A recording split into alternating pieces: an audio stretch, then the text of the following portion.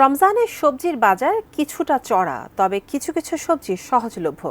তবে লেবুর দাম নিয়ে হতবাক ক্রেতারা। বিভিন্ন বাজার ঘুরে রমজানের সবজির বাজারের খবর জানাচ্ছেন সাব্বির আহমেদ।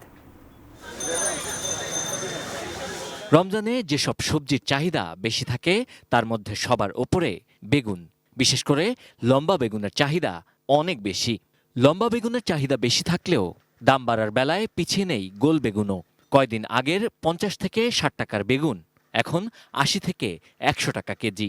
বেগুনটা আছে 80 থেকে 120 পর্যন্ত আছে। ব্রেকফাস্ট, টিফিন কিংবা স্ন্যাক টাইমে মজাদার আয়োজন মানে অল টাইম ব্রেড। পিছিয়ে নেই অন্য সবজিও। শীতের শেষে এ সময়টায় সবজির যোগানে এমনিতেই টান থাকে, তার উপর রমজান বলে দাম বেড়েছে সবকিছুরই।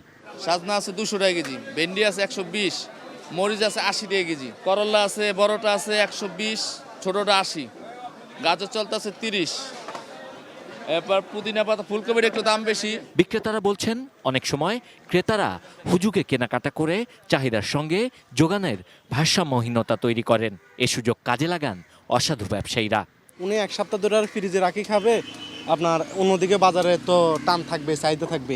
এই কারণে দেখা গেছে যদি আমার বিক্রি বেশি হয় তাহলে আমি আনবো আরো বেশি করে। হুজুগের দাম বলতে কি এটা ক্রেতাদের উপরে কিন্তু দামটা নির্ভর করে। আজকে আপনি 3 আলির জায়গায় 1 আলি নিতেন, তখন দেখা যেত ব্যাপারটা থাকতে হলে কি একটু বাজারটা নিয়ন্ত্রণ থাকতো।